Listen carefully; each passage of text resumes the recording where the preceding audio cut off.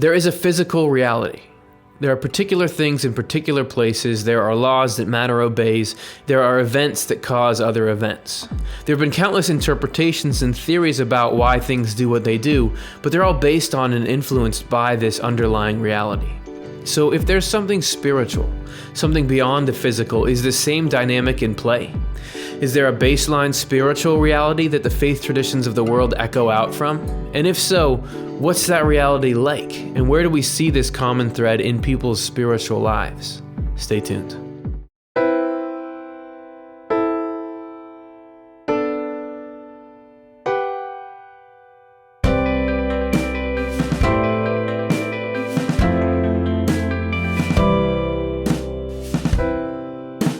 Hey everybody, welcome back to another episode of Swedenborg and Life. Today we're going to be looking at common threads, and we're going to be looking at the echoes. Are these different spiritual traditions, religious traditions that we see, sort of the interpretations, or all based on some underlying truth about things, which would hopefully be the situation. You know, you find people reporting different things about their experiences in the physical world.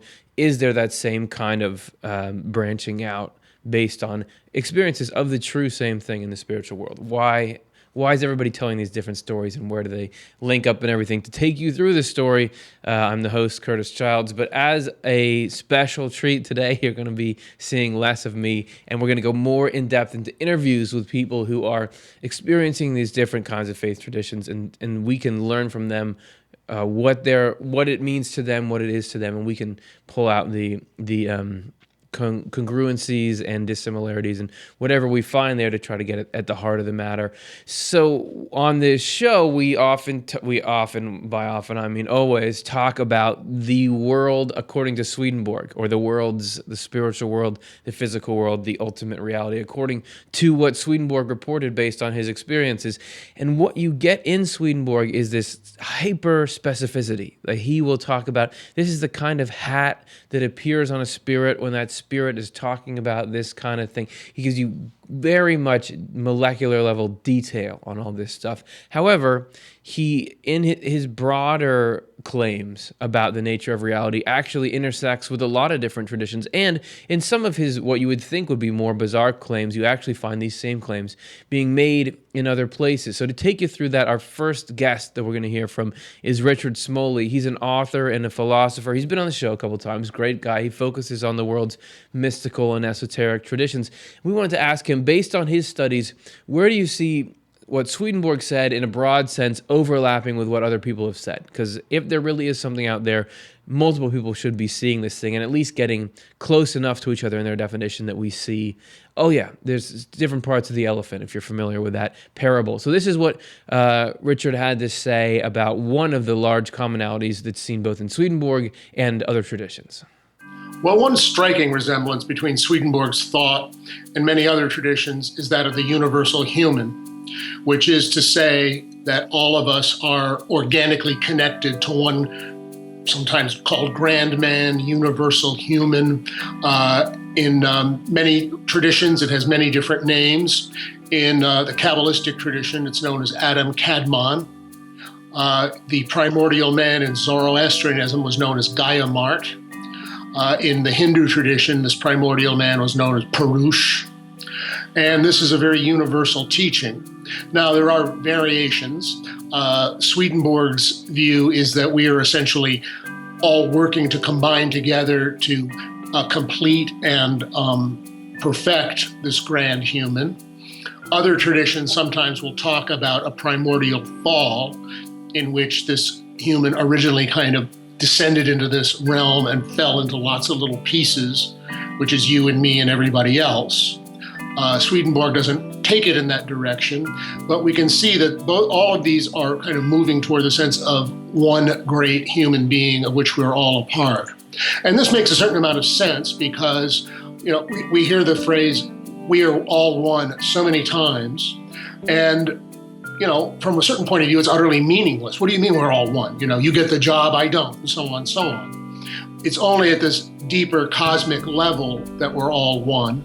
And I think that's one remarkably striking parallel between Swedenborg's thought and that of many of the other great traditions. So the grand human, we're not starting out with, that there's life after death.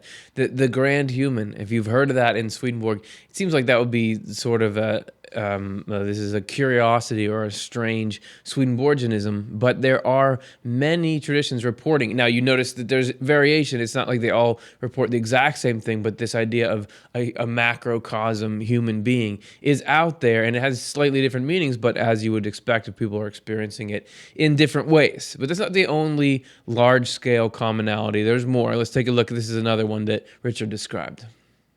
Another striking parallel between Swedenborg's thought and that of many other traditions is the notion of many levels of reality. And just about all of these have some kind of system that's relatively similar to Swedenborg's. That is to say, if you want to break it down as simply as possible, there's this realm, earth, earthly life, the world, whatever you want to call it. There are realms above it, which just to call it simplistically, are heaven. These are realms that are in some way better or less problematic than the human realm.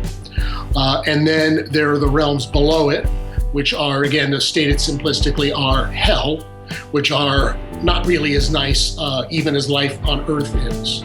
And we humans occupy a middle realm, and that we are, in a sense, a kind of transit or one or another of these other realms, depending greatly on our character and moral actions in this life. Now, there are many variations, like the Buddhists have a heaven and hell system where nobody is there in any of these things eternally. You might be there for countless ages in hell or heaven, but eventually your karma is exhausted and you move out and you go somewhere else. That is not a tradition that one finds in Christianity as generally understood. And I don't see it in Swedenborg pretty much. He does definitely see his view of life on earth as one thing, and then you go up or down depending on what he calls your ruling love. So levels of reality, and I've heard, in comments on this show on the web, people have said all different kinds of numbers. There's 12 levels, there's 7 levels, there's always, but there's got to be something. There's some kind of leveled existence. Meaning, here's the physical level that we're on right now, and you can go 1 trillion light years in that direction, and you'll never get to the spiritual level. It's all physical in this way, but then there's a whole spiritual level or one level of the spiritual level that you can travel, and that these realms have sort of moral gravity, or there's some kind of moral distinction in them. Here, you can be as good a person or as bad a person. It's never going to move you up and down the street unless you get caught doing something. But there, everybody is saying that the kind of people we are affects our mobility. And we did a whole show, How to Travel in the Afterlife, based on that, on Swedenborg's worldview. But there's got to be something about this. There's more than just the physical, and that it matters how nice you are. That is your sort of travel companion. There is your own morality and how you treat other human beings. And Swedenborg became known as the dude who saw spirits. I mean, he used to be a scientist, started to have these experiences, and everyone, you're the guy who can see spirits. So let's talk about spirits and how they pop up, both positive and negative spirits in all these traditions. So here's one more from Richard. Another aspect of Swedenborg's thought that it shares with many other traditions is the notion of spirit beings, angels, and devils. That is to say, there are entities who live in these realms who are not visible to human eyes, but who can nevertheless, under certain circumstances, interact with us. There are angels who are essentially positive beings. There are spirits who are kind of an ambiguous nature. Sometimes they're recently departed humans who, are a bit disoriented or, ambivalent themselves in their moral orientation, and can be off course and lead us off course. And then there's, what Swedenborg would call, the devil or Satan. And you'll notice, of course, that he actually uses devils and Satans in the plural. He distinguishes between these two. And there are whole kind of complex, almost zoologies of these beings at subtle levels that exist in all traditions. I mean, the Muslims speak of jinn, which are spirits roughly along the lines we're talking of, not always favorable to humans, not always necessarily inimical to humans, but in some way existing in a parallel realm to us. And sometimes we have some contact with them and sometimes we don't, for reasons that sometimes seem very complicated. I mean, it's interesting, there's a statement in the Quran that God created two classes of beings at the outset. One were humans, which were created from clay, and the other, which were the jinn, who were created, as it says, from smokeless fire. The jinn, by the way, the word jinn is the origin of our word genie, as in genie in a bottle. So there are just enormous numbers of beings that populate all the universe is seen and unseen in just about every tradition. Swedenborg teaches this as well. And I think this tradition is so universal and so widespread that we have to take it seriously, and to write it off just as this kind of collective imagination or wishful thinking or delusion or fantasy seems to be very, very simplistic and ultimately mistaken. And that's the point that I want to reinforce, what he just said there. There's sort of three worldviews that you can have around the supernatural or the something beyond the physical. One is that it's all nonsense. Like it's all just made up. People just imagined it for different reasons. But the permeation of the idea of something spiritual and these particular concepts like spiritual beings, their survival of the soul after death, segmented levels of reality, they're everywhere. Like there wasn't a continent where nobody thought this stuff up. It was everywhere in so many forms. So it seems like how could we dismiss all of that outright? Then the other tract is to say, well, yeah, there's all this stuff, but my tradition is the only one that got it right. Everyone else is just making it up, which is sort of the same thing. You think, okay, I'm in religion X, and this is the truth, and everything else is just nothing. It's just like fake. That's basically just being the same position as position one to everything else, but for some reason you believe yours. But the third one is that there is something, and everything that all these different traditions somehow came out of interaction with this underlying reality. These are different ways of describing, and could be plenty of mistakenness about the actual reality. I mean, as we said in the intro, there is a physical reality. There really are things, and they really work a certain way, and you can say they work a different way, but it doesn't change how they really are. So there's probably, whatever the spiritual reality is, it really is something. But even if there are errors about it in all these different traditions, there's probably things are right about it in all these traditions, and they're close enough that we can probably get something out of it. So if we're looking, what is that spiritual reality, though? And we're going to look at Swedenborg here, and if we're going to talk about what the spiritual reality is, you probably want to start with God, because that would be the bedrock of the whole thing. This is his definition, or one of his definitions of God. This is from True Christianity 37. He says, God is, what is God? God is love itself and wisdom itself. These two constitute his essence. All the infinite things in God and all the infinite things radiating from him relate to two essentials, love and wisdom. Our earliest ancestors saw this relationship.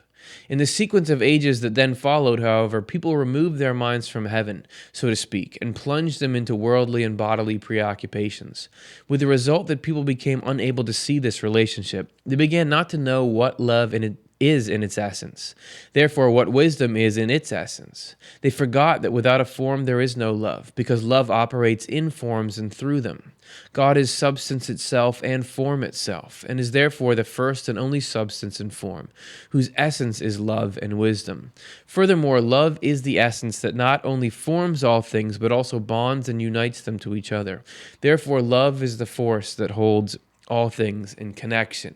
And you see, Swedenborg has got his scientific mind still firing there. He's talking about God, but he's talking about God in terms of quality or substance. This is the essence of things. Like, how do you distill God down to what God is? Now, Swedenborg very much described a God with a personality, if you will, a God that could interact and think. It's not just another word for the first principles of nature or reality, but he hammers this point over and over again that God is something that has a quality to it, an underlying essence and form. He was trying to describe this spiritual reality. And love and wisdom, those are interesting terms, because we think of those as, okay, love would be a feeling that you get, and wisdom would be some kind of program of running knowledge, that a particular way of looking at life that really meshes up with how life is, or something like that. But he's saying, no, that love is the force that holds everything in connection.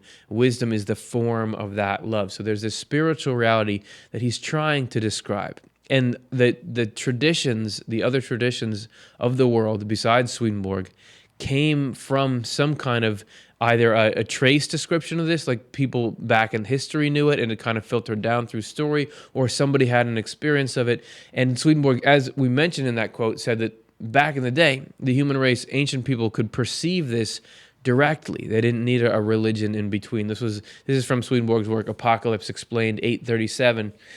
He says, the ancients did not know what faith is, but in place of faith, they had truth. After all, when people perceive or see truth with their intellect and acknowledge it for that reason, they believe it voluntarily. So they cannot be told they ought to believe it. They already do. For example, suppose you were to see a tree or a flower in a garden, and someone told you that you ought to believe or have faith in the existence of the tree or flower, that it was such and such a kind of tree or flower. Surely your answer would be, why are you asking me to believe or have faith in it when I see it myself?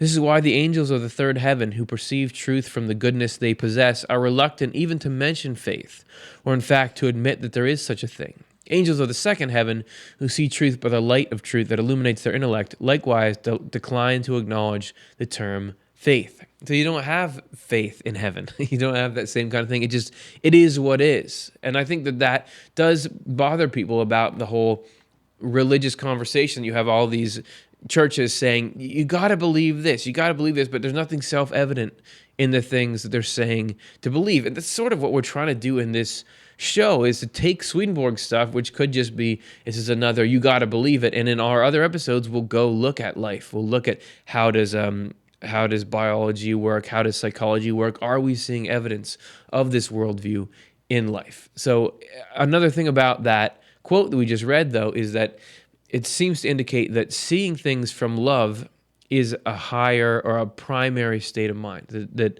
because of the love that angels are in, they just see the truth of how you should act. All these things that nowadays people have faith tell them that faith is really just a tool to get you to that truth. That truth that angels see is the reality. And the truth has to do with love. And that truth in itself is just a means to how to accurately live and love. And so I wanted to get a perspective on that. Where's a tradition that's not Swedenborg or even Christianity that Swedenborg was kind of operating within that says that this thing, that love is primary. Our next guest was this great example of that. His name is Losang Samten, and he is a Buddhist monk, and he was actually a personal attendant to His Holiness the 14th Dalai Lama, who I read some books by, awesome guy, prior to moving to the United States in 1988. And he's one of the mandala masters. He made one of the first sand mandalas. You know what a mandala is? You're about to see it. Don't worry about it. He created was one of the guys creating the first public sand mandala in the West in 1988. So he's had a lot, and he's been in a Martin Scorsese film. This guy's been in a lot of stuff, and we were lucky enough to get to interview him and hear about what you're making this design in sand. Why are you doing that? And how is this linked to this core of love and compassion? So here's what he had to say about that. Sand mandalas are, one thing is very secret, and also these are very, very old ancient designs over 2,600 years. And it's very appropriate, and each design or shape, the color, many level of meaning there for the spiritual meaning and environment meanings, and overall this is a mandala, portion of the mandala of compassion. And while I'm doing this, for example, during the design, and one thing is I need to be thinking as much as I can compassion and reciting the mantra of compassion, but also long as another way to while doing this is just clear out my thoughts. It's a very meditative. So the mandalas are not only the art, but it's carrying the message for what we need in our life, to how to prove our life. So that's really the main meaning of the mandalas. And especially I came here for this project, Mandala Sand Art Mandala Project 1988 in New York City. That was the first time we displayed the sand mandala publicly in the West. And so before 1988, never done sand mandala in the public like this. But so it's carrying a message for peace and kindness. And so that's why a lot of interest that people, even though now might not know true depth of the mandala meaning, but people are very fascinated to see the color sand can design such a very intricate designs. Compassion is the point of it, that it's not just art, as he said, it's a way to teach how to live in love. And if this spiritual reality that Swedenborg is talking about, angels who don't even know what faith is, they know what love is, and that the truth leads you to love, they just see the truth. Was somebody, Losang said that he is carrying a tradition that's over 2,600 years old, and somebody had an experience then where they saw this or were given this mandala. Is that same? Maybe they talked to the same heaven, and that this was a tool to get people to it. So just because a form is different doesn't mean it's not the same root. He mentioned there the mantra of compassion. So we already had him on the line. So we asked, okay, what is the mantra of compassion as a tool, and what does it mean, and how do you use it? And this is what he had to say. The mantra of compassion is there are 6 syllables. Om, ma, ne, pe, me, hum. Om mane pe me hum. Om mane pe me hum. Om mane pe me hum. Om mane pe me hum. Om mane pe me hum. Om mane pe me hum. Om symbolizes the generosity. Om is a very, very common sound or the mantra in India or Tibet. Om. So Om, of course, there are many meanings. One is Om means the generosity. Generosity comes from the compassion. Ma means the ethics, moral discipline, physical discipline, mental discipline, world disciplines. And Oma Ne means patience, be patient. And anything we do or dealing with any issues, be patient is very necessary. There also are compassion. More the patient we are, more compassion we're going to be.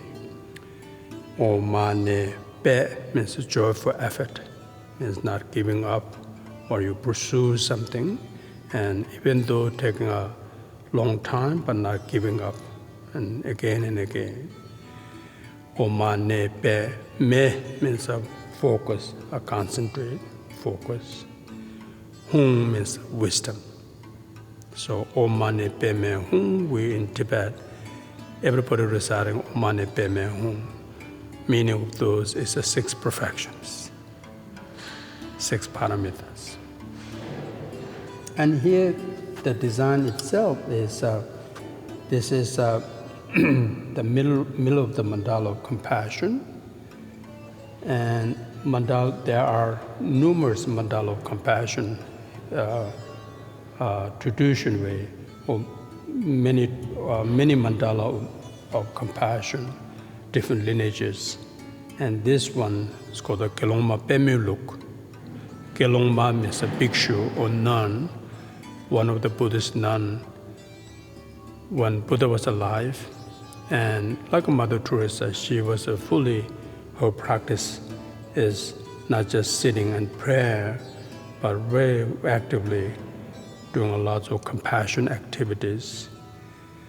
And she had a vision of this mandala of design, came to the vision, and he asked to the Buddha what this is all about. And ever since then, this dedicate for the mandala of compassion. And unbroken lineage since then, 2,600 years, and passing to teacher to students, and still is very live practices in Tibetan Buddhist tradition. There it is. That he's talking about the vision that came to that woman that showed her, hey, this is something important, and we use this for thousands of years to inspire compassion, love. I mean, all those syllables, none of them are about, sign here to join the church. It's like, do this, persevere at it, be kind. It's a discipline for the mind that leads to good action. And I don't think everybody on seeing that thing, oh yeah, there's something about spirituality there. I mean, that's the core of it. So that is that heaven speaking in a particular way through that tradition, and then it speaks in other ways through other traditions. So we're looking for the spiritual reality. So the form of goodness. So is that mandala an outward form of compassion? Is that what compassion can look like when it's out there? Swedenborg says that just like there are these inner and outer forms, that faith is supposed to be the outward form of charity or of kindness. This is Secrets of Heaven 9783. The case is the same with faith and charity as with truth and goodness. Truth is the form of goodness, or in other words, is goodness given a form that brings it to light. So faith is the form of charity, or in other words, is charity given a form. So think about that. Is the faith that we all practice, is it an external form of kindness? Is this just like the day-to-day applications of kindness? Unless it has that core, it's not really following this thing called faith. And because of that definition, that faith is meant to be the external expression of this inner sort of love or kindness or altruism, Swedenborg gets to this definition of a church, which is actually very broad and expansive. It goes well beyond a particular religious organization. You'll see here in Secrets of Heaven 6113, he says, a person is a church when in possession of goodness and truth, and a group of such people make up a church on a larger scale. So there is this larger church community which has nothing to do with attendance at services or membership or tithing. It is any of those things can be a boon to it, but only if the inner form is this goodness and truth. And two people can have very different external manifestations, yet still be part of the same church. It sounds like a kind of cool thing, but how do we become a part of it? This is True Christianity 5:10. He says, the extended community that is known as the church consists of all the people who have the church within them. The church takes hold in us when we are regenerated, and we are all regenerated when we abstain from things that are evil and sinful and run away from them as we would run if we saw hordes of hellish spirits pursuing us with flaming torches, intending to attack us and throw us onto a bonfire. As we go through the early stages of our lives, there are many things that prepare us for the church and introduce us into it, but acts of repentance are the things that actually produce the church within us.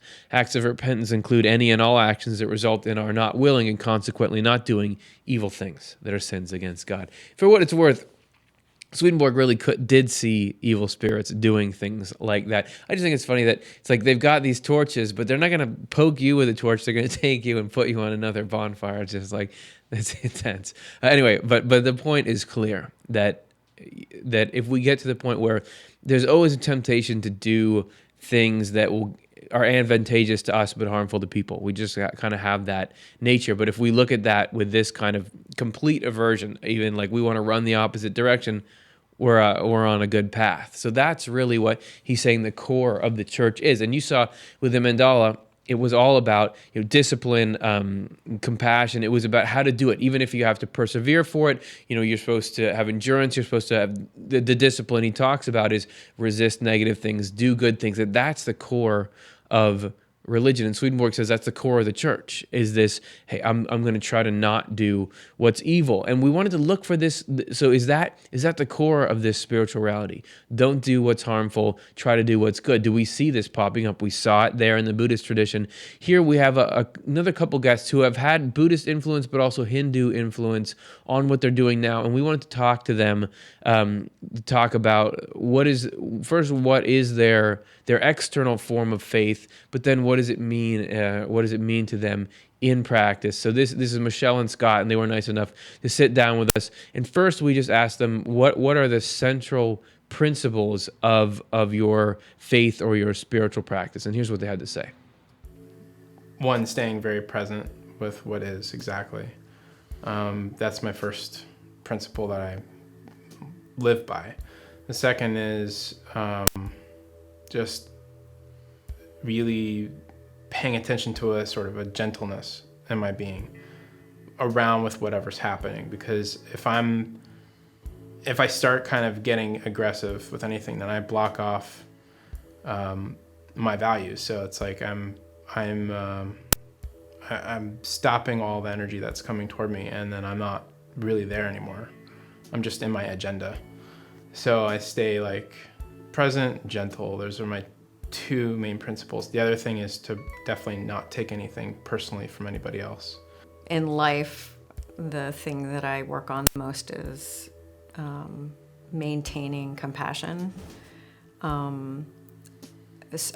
which is extremely difficult because I think my normal tendency, or probably a lot of people's normal tendencies, is to feel separated from everything that they're experiencing, so that I'm here, the world's out there, and I'm looking at the world, and you're different from me, you have different ideas and maybe different political things. There's all these, we often are mostly first experiencing separation. There's a softening into being with other people with an open heart, kind of be in a place of awe and wonder and not being so certain that I know. So it's you could call it a humility, or just a soft place, letting go of my any hardening that I might have about how I am seeing the world and seeing other people, and trying to see kind of initially that we have more in common than we don't, even though my normal chatty chat mind is always going to be looking for all the things that are different. So that's the first principle, I think, is seeing how are we connected. So already we asked, what are your core principles? We're talking about interpersonal stuff. We're talking about kindness, compassion, and using the spirituality as a tool to get to that place. So we filmed this at a yoga studio that they're both involved with, and we wanted to ask them, okay, you're participating in yoga. What does that mean to you? What does yoga mean to you? So first, this was Scott's answer. There's the obvious physical health benefits of participating in the flow of each postural movement, which is it's changed my life. It's extraordinarily beneficial in that sense, but also I feel like as mere mortals, we always need some reminder, some anchor to come back to. So it's like yoga is partially, anyway, at least not the name yoga, but what people associate with yoga is the coming together of everybody in a space. So there's the recurrent, people come back and they form relationships in the classroom, and they, there's this sense of camaraderie as we go through the poses, and then we have our various experiences in meditation and shavasana and things like this. But there's that. It's like an outer representation of the inner process, if you will. to, again, the positive impact on himself, on the community, this drawing together. It all seems to have this, spread the love as the core thing. Here's how Michelle talked about what yoga meant to her. Huge is the word yoga is from yuj, which means to yoke. So yoking means to come together, and that sense of coming together is the connecting of my individuality with something that's way bigger than my kind of separate sense of self. So you have two sides of the same coin, because if you're yoking, you're also pulling away from something. So it's pulling away from this misunderstanding that I am separate from everything, and that I'm separate from that source. By having that direct experience or the knowledge of that, as opposed to the information, like, oh, that's a nice idea that I agree with, that yoga is the process of getting to that direct experience of, I would call, the fullness of really what we are. That there's something inside us that is living us, and that power is in everything. And without that, nothing would be here. So we've got these principles and these practices that they have, but we wanted to ask, how does this actually change your life? Like so when you're outside of the studio or outside of thinking about your worldview, how does this change when you're going to the store, when you're doing regular things in regular life? What's the impact for the rest of us from you doing this? So we got answers from both of them. We'll start again with Scott. I also work at Whole Foods Market, so you get the gamut of every kind of person coming up to you for all kinds of things, and varying degrees of attitude, or just whatever's going on in their minds and bothering them. So if somebody's like, where's the apples, and they don't even say hi, or announce that your back is to them, and they're just like, where's the apples? and you're like, oh, I'm sorry, and you're in the middle of doing something. You just, for me, it's just second nature, just take them to the apples. But I think that even that is like a superficial example, because you're trained, you're in a professional environment, this is the sort of the thing that you do. So most people would go to that example, I think, first. But the rubber meeting the road, I think, at a deeper level, is an intimate relationship. So with your spouse, or with your child, or with people who are very familiar. Anybody who knows what your buttons are and how to push them, that's going to be where your test is. At times I've talked a great game about being really mindful and gentle, but then it's like watching a movie. If somehow something has taken over this body, and I'm raging at the wall, or screaming at the top of my lungs about something, some perceived injustice, let's say, as something as simple as I asked for something to be done, it wasn't done by a child, and then I'm all huffy about it. But then, so I blew it, right? But the catch is where I catch myself realizing that I blew it, and going, okay, well, let's be soft with myself first. So since what's done is done, now it's like, well, can I be gentle with myself and just see, like, where did I slip up here? And how can I soften my energy around it now, so that I can reapproach that same thing differently next time, also this time? Like, how can I go up and make amends? Or how can I, say, wow, I don't know what came over me, let's, back up, retract, and find a different way through this. Let's navigate this with more compassion, logic, and thoughtfulness behind it, rather than just reactionism. So over the years, and I do mean many years, it's been like a process of getting very familiar with my patterns of reaction and using that knowledge to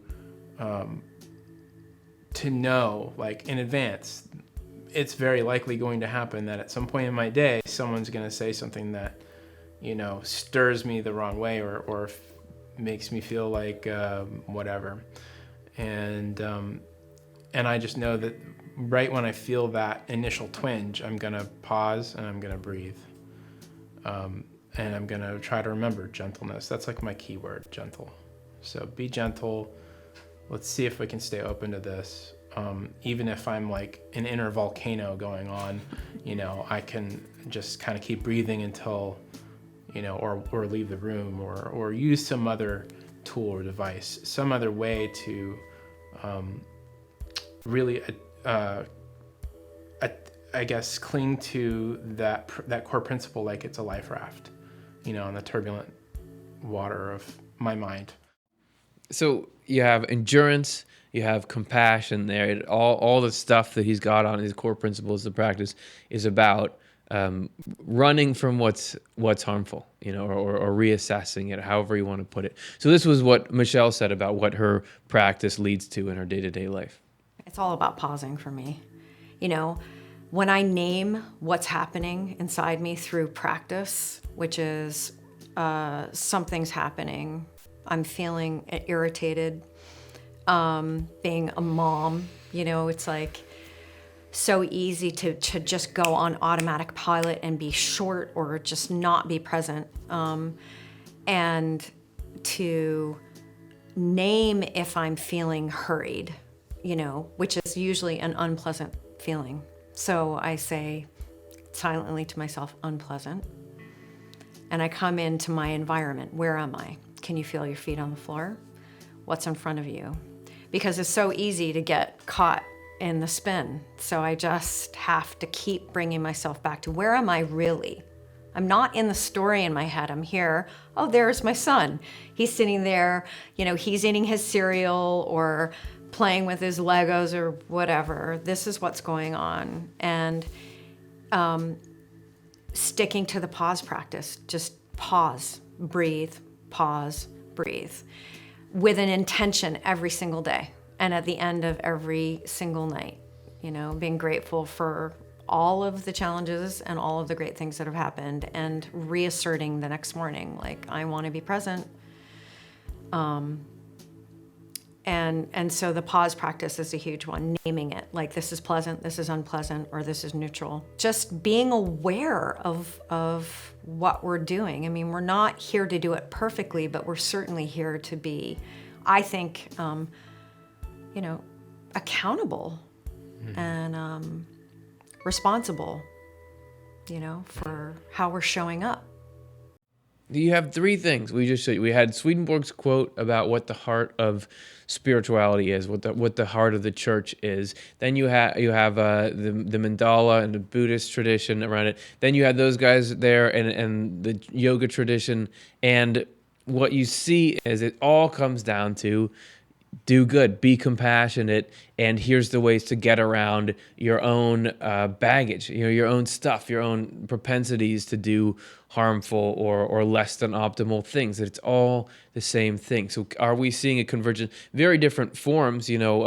Swedenborg is, traveling, visiting angels and writing books. We have somebody making a sand mandala. We have people doing postures and poses and those kinds of things. But it's all leading to the same thing. There are different ways to get to the same place. And so that there's a good chance that really is the heart of the message that the human race is receiving from the spiritual, from the beyond, is, okay, be nice, figure out good ways to have discipline and be nice. But if that really is the core, why, if faith really is all about love like that, why don't we see that a lot of the time? And we've been seeing it on this show, but if you ask your average person about religion, their first thing probably isn't going to be love. We do see these groups very focused on faith first, love second. It's really about what you believe and are you doing exactly what I want you to be. It can become a very combative thing. This is a a result of faith being separated from love, which was a huge topic for Swedenborg because he thought it was really harmful. It really separates the humanity from its source when you pull these external faith tradition aspects away from this underlying compassion that they're supposed to be leading toward. This is Apocalypse Explained 789. To know and consequently to think and speak is a matter of memory, but to will and do something out of love is a matter of life. There are many things that we can think and say from memory that are not part of our life, or to put it another way, are not something we love. Any hypocrite or flatterer can do this. When left to ourselves, though, we cannot think or say anything from our life that does not come from our love. Love is the life of everyone, and the nature of the love determines the nature of the life. Memory, on the other hand, is just a storehouse that supplies our life with thoughts we can think and words we can speak and with food that serves to nourish it. And faith can be stuck just in the memory side. It can just be, it doesn't change at all how you live. You just know, oh, thing X, Y, and Z are part of my religious tradition, so I believe them and I repeat them to people, but it's not changing how I live. Swedenborg talks about it more, Apocalypse Explained 8:15. The first kind of faith any of us ever have is faith handed down from the past. It becomes a saving faith later on when we become spiritual as a result of the way we live. A traditional faith does not save us until we live a life of faith, which is a life of goodwill. This is the point at which we will and do what we believe. Willing and doing are matters of love, and love binds us to the one whom faith causes to be present. So it's really not the ideas. It's the love, excuse me, I wasn't quite getting choked up about it, but it's the love that these ideas lead us to. That's what really matters. And even the stuff you're taught as a kid, unless you really shake it up and make it your own and really believe it for the right reasons, it won't do that for you either. However, you do need to go through that first state of when you're just learning facts. And our first state, according to Swedenborg, of spiritual growth is a truth-based state. If you look at our show, Spiritual Fermentation, Swedenborg says that dynamic is shown in the chemical process of fermentation. If that sounds weird, watch the episode and it will seem twice as weird. So doctrinal matters can divide, but there may be more commonalities even within these traditions than we realize. I mean, you have Swedenborg, he's got a form of, we could call it a form of Christianity. He uses a lot of the same kind of terminology, same subject material as Christians do, but there were some major differences there that Swedenborg often brought to the forefront, or that other people have brought up. We will get people here on YouTube saying this is not Christian, and you got to be Christian in order for it to be right. But maybe there is this more of a commonality there than people even realize. And to look at that, our next guest, his name is Ted Heckman, and he's been trained both in the Lutheran tradition and Eastern Orthodox Christian traditions. And he was a great study for this because he's also come across Swedenborg, is now getting more and more familiar with Swedenborg's concepts and ideas. So he had some good commentary on the similarities and the differences between Swedenborg and traditional Christianity. So here's what he had to say. Since Swedenborg was Lutheran, brought up by a Lutheran family, but he was critical of some of it. And particularly, and Jonathan Rose in his Bible stuff, he often refers to the fact that Swedenborg was not happy with the idea of salvation by faith alone. So he refers to that again and again. So I looked back into Luther, and certainly in his polemics, particularly with the Catholics or even with the extreme Protestants, which he designated that type of Protestants. The word is translated into enthusiasts, but it's called, in German, it's Schwärmer. And he would always complain about the Schwärmer on the one hand and the Catholics on the other. And reading his sermons, Luther's sermons, obviously there's a contrast between his pastoral work and the sermons and his polemical arguments with his enemies. And there you'll see, after he designates that we are saved by faith alone, he'll tell you why you should be good and why it's important to have excellent moral standards and to follow the path of kindness and love for your fellow human. And so I said, well, that's the other part of it. It's not like that you just have faith, but you can do anything you want. So I was sort of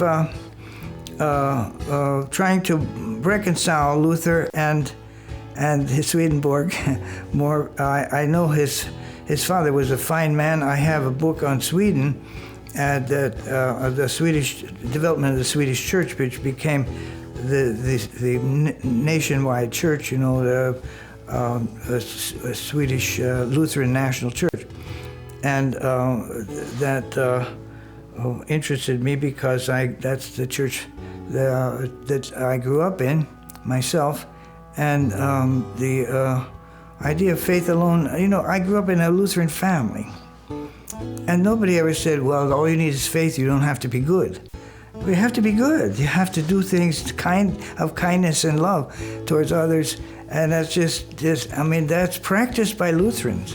So I said, well, you know, when I saw this faith alone as the real Lutheran teaching, I thought, well, it's not maybe their teaching officially, but their practice is more balanced. When I read the True Christianity, second volume, I believe, towards the end, he meets Luther in the other world, and Calvin and some other famous Protestants. And Swedenborg's opinion about Luther is that he's still worth saving, or not. It's not his choice as to worth it, but he's still in the process of salvation himself, even though he made certain exaggerations when he was arguing. So you may have actually, in practice, more commonality between the Lutheran tradition and the Swedenborgian tradition, and that commonality may even extend to the particularly divisive issue, which is the Trinity. You know, is it three persons? Is it three aspects of one God? What is it? And you know, some people that's their test strip. You know, are you a Christian or are you not? It depends on your idea about the Trinity. But Ted was seeming like he thought there's some common ground there as well. So here are some of his thoughts on that. When you see that the idea of the Trinity is different, a lot of people, I think, tune it out. That's it. They don't need to know anything else. But if you look at that more carefully, there's a lot more to be discovered there than you first think. He was fighting tritheism, the actual idea that there are three gods. So I looked into that, and I saw that the Greek our original creed that is used in both Eastern and Western Church, that the Greek term there is not a term that necessarily means person. It's in Greek hypostasis, and hypostasis was kind of adopted from some of the usages of the Greek language, particularly in Plato and other philosophers in the Greek language. And it was associated very often with the word trios in Greek, the three. There was three in one, three aspects of a human being, you know, your mind, your heart, and your physical. So there's threeness, which doesn't mean three persons. And the problem was that in the Western Church, they didn't want to use the word hypostasis. Nobody knows what you're talking about. So they translated that into the Latin term persona. Now, persona easily becomes person in English. So no one ever questions that whole thing, and they do not see the whole background of the use of the term hypostasis, in which there was implicit in the literature of the ancient church, the term trios, with hypostases, three parts of things, three parts of one thing, but the oneness is a given, and it's not separated into three. But I think there's an element of discussion and opening in that whole idea that he was not fighting what he's accused of. He was fighting the idea of the three God idea. God is one. He has to be one, and that's if he's emphasizing that, then we have a common link there to begin with, at least.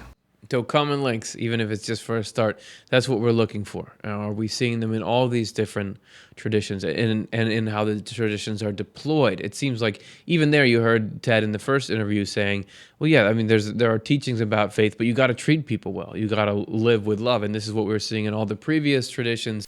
And is that the imperative from God that comes through all these different routes to us? Again, Swedenborg was concerned with describing what he saw as spiritual reality, and there are within it, he said, essential steps to spiritual growth. This is the process by different routes, but it's all variations on these steps. So as he said in Apocalypse Explained 8:37, since love constitutes our life, and since we are destined to live forever the life we have acquired in the world in either heaven or hell, it is extremely important for us to know how to acquire and develop heavenly love, so the life we live to eternity can be blissful and happy. So how do we acquire heavenly love? Well, I think you see in these previous interviews that we've had, these are people working on ways to acquire heavenly love, and they are describing it in one set of terms, and I think Swedenborg is describing the same sort of thing in his own set of terms. If you want, to go over that in depth takes a while. We've done it particularly on our show, The Infinite in You. Take a look at that if you want to know about how to make ourselves a dwelling place for heavenly love. But if you don't have time to watch that, we'll give it to you right now in a couple of quick steps. So here's a diagram. So there's us, and you can see we have these two abilities. One, the ability of volition makes us capable of loving, and the other one that makes us capable of discerning. This is our ability to discernment, also called our intellect. Swedenborg constantly references these two capacities as the thing, the core of our humanity, the thing that makes us human. Our will or volition receives everything that's related to goodness and love, and our intellect receives everything related to wisdom. So these two faculties let us be reformed or let us do spiritual growth, because these are the things that can receive love and wisdom from the Lord. So our discernment at first is what helps us for our reformation. You see, in us, it's cloudy. You have the love of self in our will. You have just the facts in our memory kind of clouding things up. But it's discernment at first that can lead us to something good. So first we have to go out and find these good knowledges, and we have to chomp them up, right? Make them part of us. We go and acquire higher truths. Specifically what Swedenborg is talking about, things like that God exists, the nature of heaven and hell, life after death, how to approach divine revelation, that things like that are holy and sacred. Whatever the higher principles of your path are, these are the things that start to illuminate our minds. Then, after we've done that, we start to learn what things are harmful, that, as Swedenborg would put it, evils are sins. So first we have the opportunity, maybe we make a bad choice because we don't understand what it is, but we learn from these concepts and from experience, oh no, wait, I'm actually going to make a good choice. And in compelling ourselves there, that is what makes the difference. And in us believing that these bad things are, as Swedenborg would put it, sins against God. These are harmful to other people and to us. Therefore, they distance us from heaven and connect us to hell. So I'm not going to do that stuff. And Swedenborg says all we need to do is, once we've realized that, is try to resist those things. Ask for God's help, because he says you can't do it just from yourself. You need this outside influx. However, if there is this thing about higher power, in 12 steps, it's very effective to just say, hey, get your higher power, whatever it is. Some people will even just say, oh, the group, any outside source is my higher power. You really got to think about it working for where you are. Swedenborg definitely talks about it in terms of God, but some people are going to be pushed away by that. So I wouldn't go around beating people over the head with, you got to say God. If you can find a higher power, that's a step as well. So as we shun these evils as sins, then the Lord can connect us to heaven, and from that, in our new will, develops this thing in us from the Lord. We receive this heavenly love, so that in our love of self, it starts to push out, and you see that we gain this new will. The love of self doesn't totally disappear, it just goes where it needs to. But this new will goes through our discernment, allows light to exist there, and comes out into action. And that's the video game of reformation in life. And that this reformation process, Swedenborg says, turns us from being a relatively misguided creature into angelic. It lets what he would call our heavenly proprium, our old proprium become a heavenly proprium. All that, again, our show, The Infinite in You, that I mentioned before, that makes it clear how that whole dynamic works. So there it is. There's the game. That's how it plays. Moving on. But what about people who, this is sort of, you're still doing that within your faith tradition, right? What about people that don't have any faith tradition, or sort of do, sort of don't? You know, the nuns, people talk a lot about the nuns, and that can both, from what I've heard about that categorization, it can either be people who are completely no religion or atheistic or something, or people who are spiritual but not religious. Kind of vague who actually fits into that category according to who you talk to. But Swedenborg says even people who aren't in any category like that can be very helpful in doing good things and in showing us what really matters, that this is a part of the process. You'll see here, Secrets of Heaven 2986. It needs to be known that when any church disappears, that is, when love for others dies, the Lord establishes a new religion. Rarely, if ever, does this happen among the people of the old religion. Instead, it happens among people who had no church before, or in other words, among Gentiles. The reason the Lord institutes a new religion among people outside the church is that they do not adopt falsities as premises that oppose the true tenets of the faith, since those tenets are unknown to them. When we absorb false premises from childhood on and later confirm them, they need to be dispelled before we can regenerate and become part of the church. So some people say, oh no, people are leaving churches, but that may be good. It might be that you need to completely shed this sort of negative, corrupted side of things. Just get down to pure ethics. The people in the nuns category very often are very interested in justice and in compassion and those kinds of things, but just in a secular way. That is the fertile ground for something new to spring up. It doesn't usually go right from one church to another. It might in a particular person, but overall with humanity, Swedenborg says, it progresses like that. So what we're saying is that there may be some spiritual reality that you can touch in a lot of different ways from a lot of different traditions. And it's kind of this journey people go on where they see a bit of that spirituality in a bunch of different traditions that really gives credence to this idea that there might be something common at the heart of them all. Our last guest today is David Perry, who's a poet and author, a lot of things. Check out his Wikipedia page. But he also has had a long interest in Swedenborg, and we had him tell some of his story because he's just been involved in so many different kinds of traditions, and he sees this commonality and has lived this commonality that goes through all of them. So here's him and some of what his journey has been. Overall, I suppose I consider myself some sort of Christian pagan or pagan Christian. Labels. My obsession with Swedenborg led to another obsession with Gnosticism, which can be Christian or not Christian. Because by definition, if you're looking for the knowledge of the heart, which is what Gnosticism means, then you're looking at scriptures in a much deeper way, in a much more comparative way. So overall, that's been a long-lasting theme with me, along with Swedenborgianism. Spiritualism was where I began with it all. It's run in my family for quite a few generations. And in the early days, Swedenborg was mentioned once or twice. But back then, I didn't really pay close enough attention, although when I got to be a teenager, I found myself absorbed in his writings. And I've been a fanatic about Swedenborg ever since. Swedenborg is, to me, a spiritualist par excellence.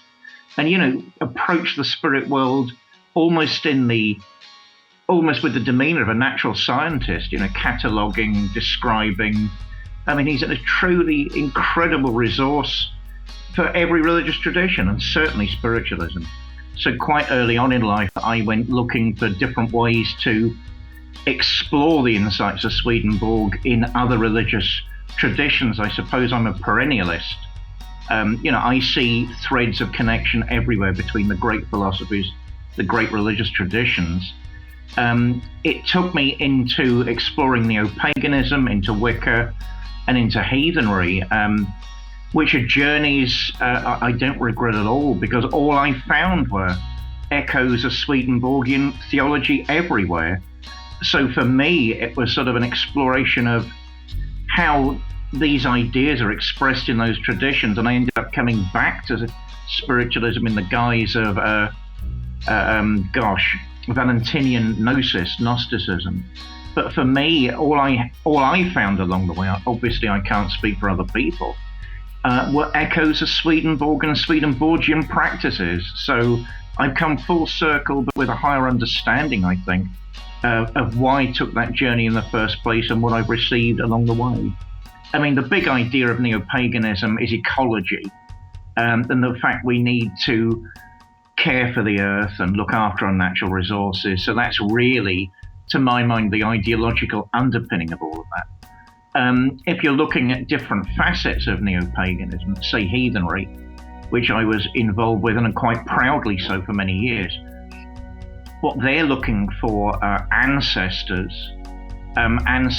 which form part of a chain that go back to our ancestors, the trees and the flowers, the angels, and something ultimate beyond it all. That, I think, fits in very easily with the Swedenborgian notion of different communities in heaven, different communities working towards the same goal, but in very, very different ways. I suppose with Wicca, it's quite easy to see what's going on. There's a first cause which subdivides into a goddess and a god. In other words, love and wisdom.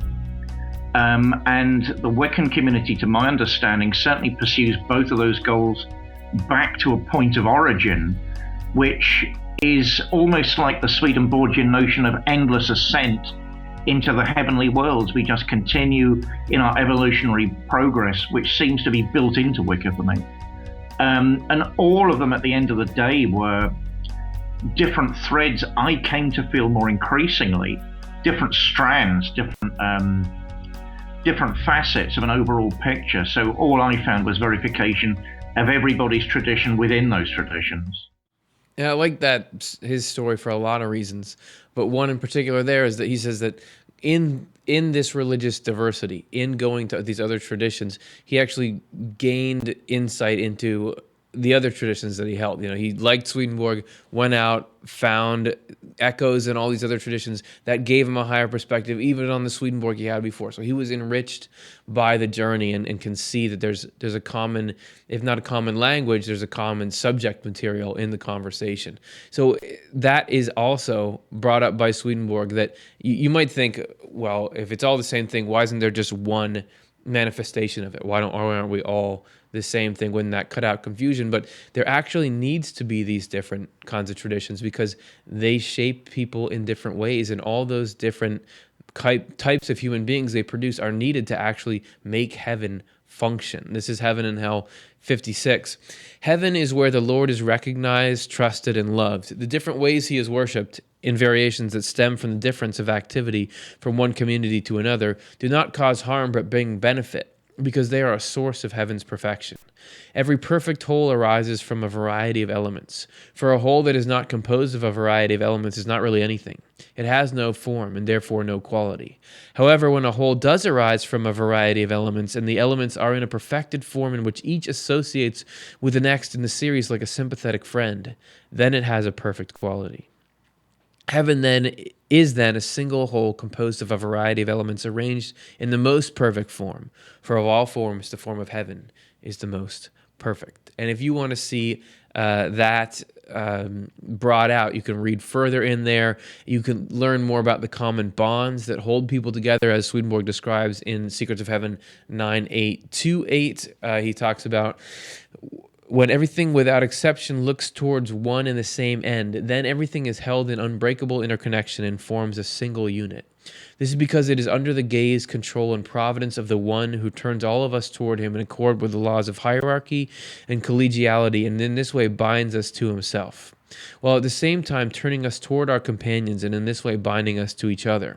That is why everyone in heaven stays facing the Lord, who is the sun there and is accordingly the focus of everyone's gaze. Surprising to say, this is true no matter which direction an angel turns. The Lord is present in the good done by mutual love and in the good done by charity towards one's neighbor, because he loves everyone and uses love to bring everyone together.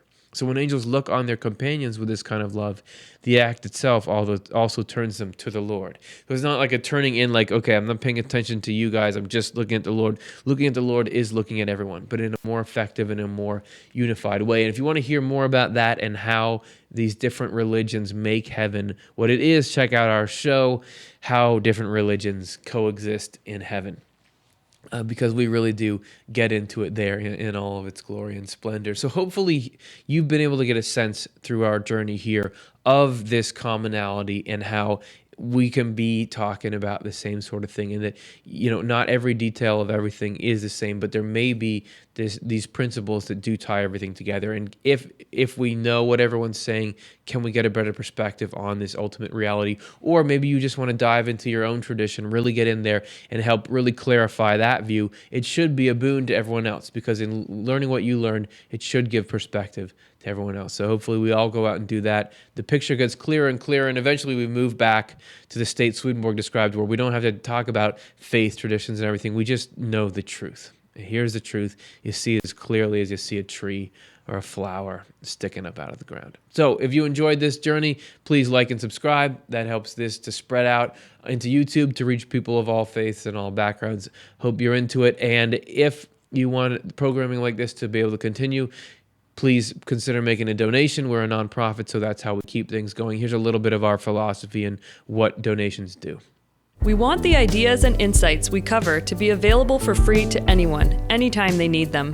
That's why we offer Swedenborg's books as free downloads on Swedenborg.com, and we produce this show and other content on our offTheLeftEye YouTube channel with no paywall or ads. The only way to keep this up, though, is for those of you who like what we're doing and feel comfortable giving, to give. If the idea of helping others have easy access to the content we produce feels meaningful to you, please consider supporting this cause with a donation.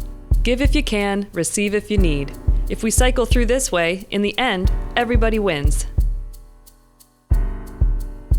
All right, and we didn't get to questions this week, so we're going to do you a solid next week. We're going to have a question show, meaning you show up as an audience next Monday at 8 p.m. Eastern Time, and we will answer your questions. We'll have a nice panel here of wise and semi-wise individuals, and we'll do our best to discuss the things you bring up live and hopefully get some insight or at least some good conversation around the whole thing. So hope to see you then. Thanks for watching. Talk to you later.